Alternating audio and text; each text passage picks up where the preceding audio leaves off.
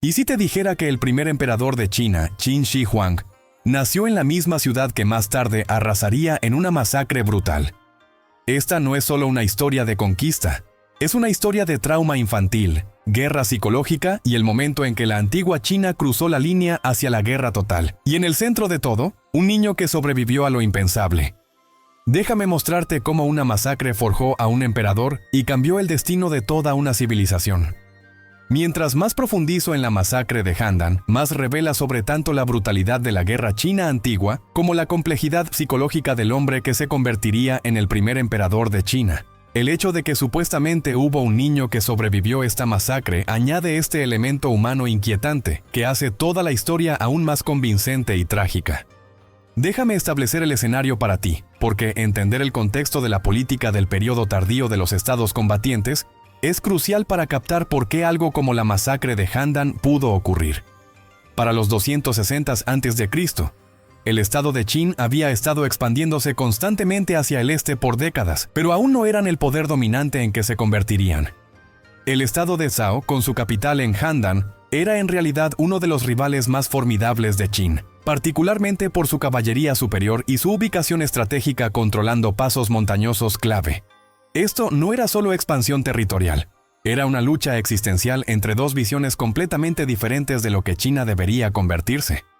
Qin Shi Huang aún no era emperador, por supuesto, todavía era el príncipe Jing Sheng, y ni siquiera era el gobernante de Qin en este punto. La masacre en Handan ocurrió durante el reinado de su predecesor, pero está conectada a su historia de maneras que la mayoría de la gente no aprecia completamente.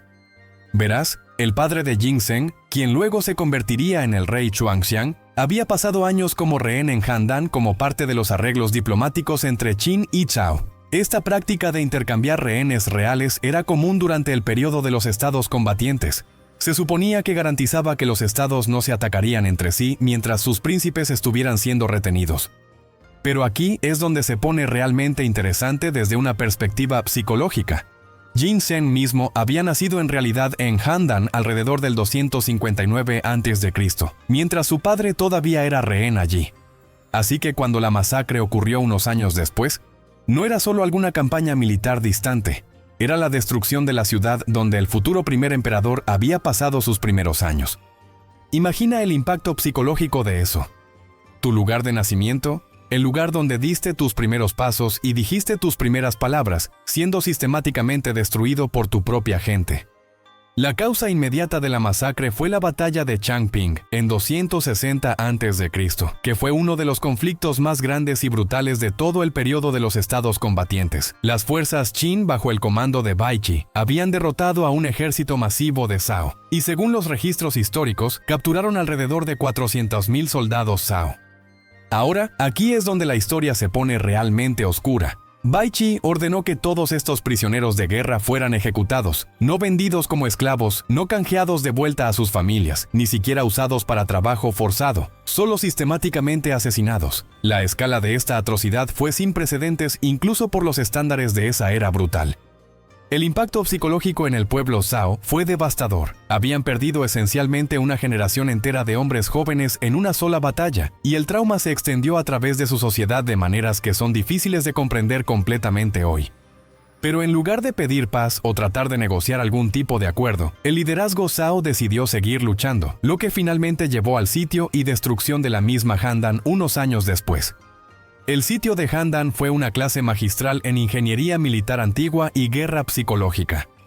Las fuerzas Qin rodearon la ciudad completamente, cortando todas las líneas de suministro y previniendo que cualquier fuerza de alivio llegara a los defensores. Construyeron fortificaciones extensivas alrededor de sus propias posiciones, esencialmente creando una ciudad alrededor de la ciudad que estaban sitiando. Esto no era solo sobre hacer pasar hambre a los defensores, era sobre demostrar la superioridad tecnológica y organizacional de Qin a cualquiera que pudiera estar observando.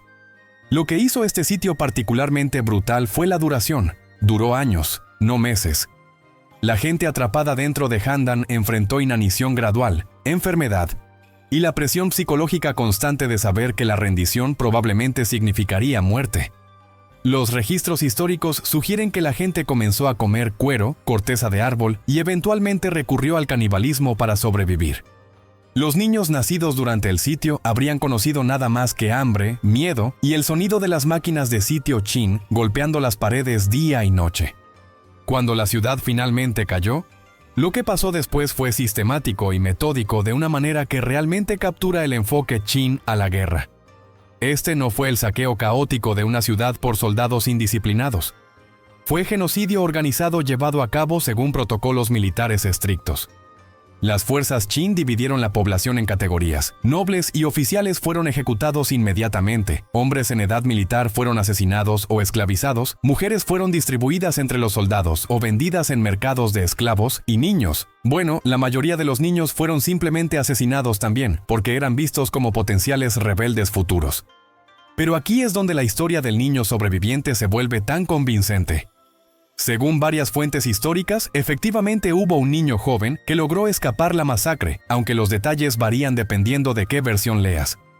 Algunos relatos sugieren que fue escondido por una familia que tenía conexiones con comerciantes Qin y fue contrabandeado durante el caos. Otros afirman que escapó por su cuenta, escondiéndose entre cadáveres hasta que pudo escabullirse en la oscuridad. Otros aún sugieren que fue deliberadamente perdonado por un oficial Qin que se apiadó de él.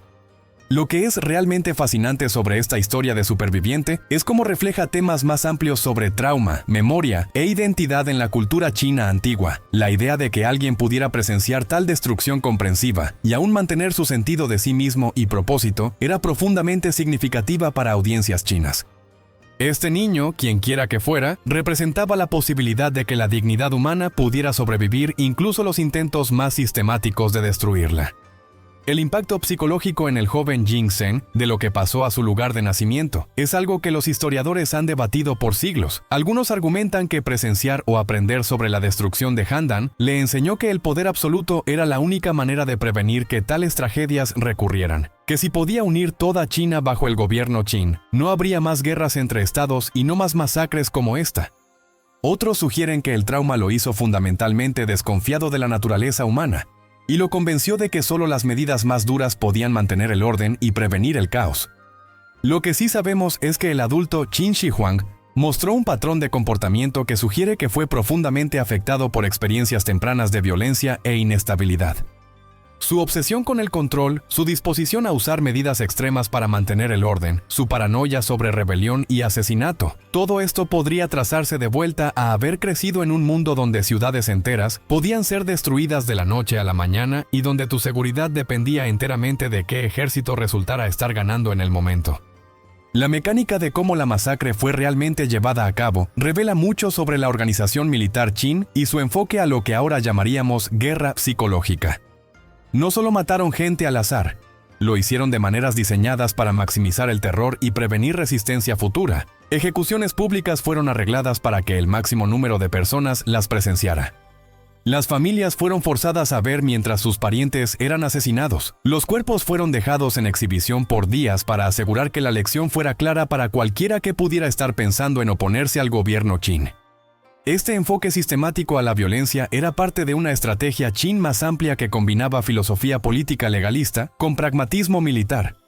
Los legalistas creían que castigos duros eran necesarios para mantener el orden social, y argumentaban que exhibiciones espectaculares de poder estatal disuadirían el crimen y la rebelión más efectivamente que castigos moderados. La masacre en Handan fue esencialmente legalismo llevado a su extremo lógico. Si querías asegurar que nadie se rebelaría contra ti nunca más, tenías que hacer las consecuencias de la rebelión tan terribles que la gente tendría miedo incluso de pensar en resistencia. Pero lo que es realmente escalofriante sobre estudiar este periodo es cómo la masacre no fue vista como una aberración o una pérdida de control.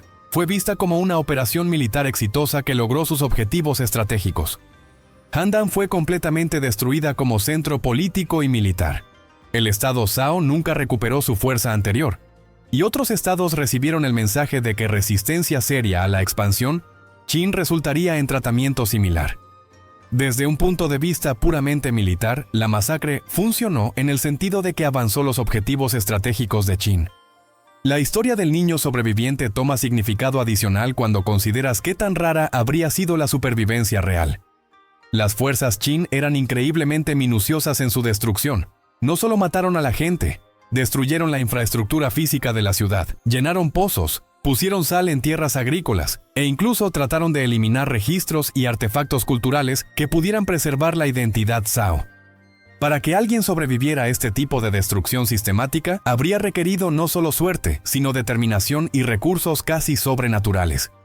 Algunos relatos históricos sugieren que el niño que sobrevivió eventualmente se dirigió a otros estados, donde vivió bajo identidades asumidas y trató de reconstruir algún tipo de vida para sí mismo.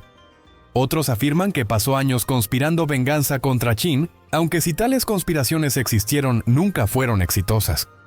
Lo más conmovedor sobre estas historias es cómo capturan el impulso humano fundamental de sobrevivir y mantener dignidad incluso frente a destrucción abrumadora. Los efectos psicológicos a largo plazo de eventos como la masacre de Handan en la cultura política china son realmente profundos y frecuentemente subestimados. El periodo de los estados combatientes estableció patrones de pensamiento sobre poder estatal, supervivencia individual y orden social que influenciarían la civilización china por miles de años. La idea de que la autoridad política tenía que ser absoluta para ser efectiva, la creencia de que castigos duros eran necesarios para mantener estabilidad social, la asunción de que derechos individuales tenían que subordinarse a seguridad colectiva, todos estos conceptos pueden trazarse de vuelta a experiencias como lo que pasó en Handan. Lo que es particularmente impactante sobre el enfoque Qin a masacres como esta, es cómo combinaron brutalidad extrema con atención cuidadosa a justificación legal e ideológica. No solo mataron gente porque se les antojó, desarrollaron marcos teóricos elaborados explicando por qué tales acciones eran necesarias para el bien mayor de la sociedad. Los filósofos legalistas que asesoraron a los gobernantes Qin argumentaron que dureza a corto plazo llevaría a paz a largo plazo y que fallar en usar fuerza adecuada contra enemigos solo resultaría en conflicto más prolongado y mayor sufrimiento general. Esta racionalización de violencia extrema tuvo efectos duraderos en cómo los pensadores chinos abordaron preguntas de ética política. Incluso los confucianos, que generalmente se oponían a métodos legalistas, tuvieron que lidiar con la pregunta de si a veces medidas duras podrían ser necesarias para prevenir males mayores. La masacre en Handan se convirtió en una especie de caso de prueba para estos debates. ¿Era moralmente justificable matar miles de personas si hacerlo prevenía guerras futuras que podrían haber matado aún más?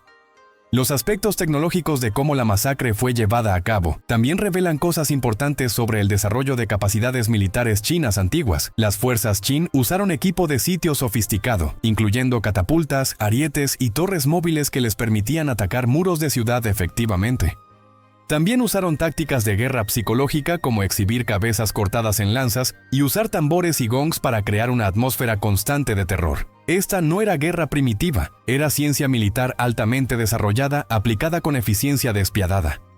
La historia del niño sobreviviente ha sido recontada y reimaginada incontables veces en la literatura china y cultura popular, frecuentemente como símbolo de resistencia frente a adversidad abrumadora. En algunas versiones se convierte en un héroe que eventualmente ayuda a derrocar la dinastía Qin. En otras, se convierte en filósofo o maestro que difunde sabiduría sobre la importancia de la compasión y los peligros del poder absoluto. Estas diferentes versiones nos dicen tanto sobre los valores y preocupaciones de la gente contando las historias, como sobre los eventos históricos originales. Lo que realmente me llega sobre estudiar este periodo es cómo experiencias humanas individuales se pierden en las narrativas grandiosas de formación estatal y transformación política. La masacre en Handan usualmente se discute en términos de su importancia estratégica o su papel en la eventual unificación de China por Qin. Pero detrás de esos desarrollos políticos abstractos había miles de historias individuales de terror, pérdida, supervivencia y adaptación que apenas podemos imaginar hoy. El perfil psicológico de Qin Shi Huang, que emerge de considerar su conexión a eventos como la masacre de Handan, es increíblemente complejo. Era simultáneamente un líder visionario que creó instituciones duraderas y un individuo traumatizado que pudo haber sido impulsado por miedos profundos e inseguridades que surgían de sus experiencias tempranas. Sus obsesiones posteriores con la inmortalidad, su complejo de tumba elaborado, su paranoia sobre asesinato. Todo esto podría entenderse como respuestas a haber crecido en un mundo donde la muerte podía venir súbita y completamente a poblaciones enteras. Las implicaciones más amplias de la masacre de Handan para entender la guerra china antigua son realmente significativas. Esto no era solo sobre una campaña militar particularmente brutal. Era parte de una transformación sistemática en cómo los estados abordaban el conflicto durante el periodo de los estados combatientes. Los códigos aristocráticos antiguos que habían limitado la guerra y protegido a no combatientes se estaban descomponiendo, reemplazados por conceptos de guerra total que trataban poblaciones enteras como objetivos militares legítimos. El papel que historias como El niño sobreviviente juegan en la memoria histórica china es fascinante desde una perspectiva antropológica. Estos cuentos de supervivencia milagrosa y justicia final sirven funciones psicológicas importantes para sociedades que han experimentado trauma colectivo. Proporcionan esperanza de que la dignidad humana puede sobrevivir incluso los intentos más comprensivos de destruirla, y sugieren que las malas acciones eventualmente serán castigadas incluso si la justicia toma generaciones en llegar. Cuando realmente pienso sobre lo que la masacre de Handan revela sobre la naturaleza del poder político y psicología humana, lo que más me impacta es cómo demuestra que incluso las civilizaciones más sofisticadas son capaces de brutalidad increíble cuando creen que su supervivencia está en juego. Los Qin no eran bárbaros primitivos, eran altamente educados, tecnológicamente avanzados y filosóficamente sofisticados. Pero también estaban completamente dispuestos a cometer genocidio cuando pensaban que servía a sus intereses estratégicos. El legado de eventos como la masacre de Handan en la cultura política china se extiende mucho más allá del periodo antiguo. Los patrones de pensamiento sobre poder estatal, derechos individuales y seguridad colectiva que fueron establecidos durante el periodo de los estados combatientes continuaron influyendo el gobierno chino por miles de años. Incluso hoy, debates sobre el balance apropiado entre autoridad y libertad en la sociedad china frecuentemente referencian ejemplos históricos de esta era. Lo que hace la historia del niño sobreviviente tan convincente es cómo humaniza lo que de otro modo podría ser solo otra estadística en el catálogo largo de crueldad humana. Ya sea que hubiera o no realmente un individuo específico que sobrevivió de la manera que las historias describen, la narrativa sirve una función importante en ayudarnos a conectar emocionalmente con eventos históricos que de otro modo podrían parecer demasiado distantes o abstractos para realmente entender. La pregunta de cómo alguien como Qin Shi Huang pudo ser simultáneamente un gran unificador que terminó siglos de guerra y un tirano brutal responsable de pérdida masiva de vida es una con la que historiadores y teóricos políticos todavía están lidiando hoy. La masacre en Handan representa una pieza de este rompecabezas. Nos muestra cómo experiencias tempranas de violencia y trauma podrían haber formado su enfoque posterior al gobierno y su disposición a usar medidas extremas para mantener control. Al final, creo que la historia de la masacre de Handan y el niño que sobrevivió nos dice algo fundamental sobre la naturaleza humana y poder político que permanece relevante hoy. Nos muestra que incluso en las circunstancias más oscuras, algunas personas encuentran maneras de sobrevivir y mantener su humanidad. Pero también nos muestra qué tan rápido sociedades sofisticadas pueden descender en barbarie cuando se convencen de que su supervivencia depende de destruir a sus enemigos completamente. Estas son lecciones que cada generación necesita aprender de nuevo, porque la capacidad tanto para gran crueldad como para gran resistencia parece ser características permanentes de la naturaleza humana.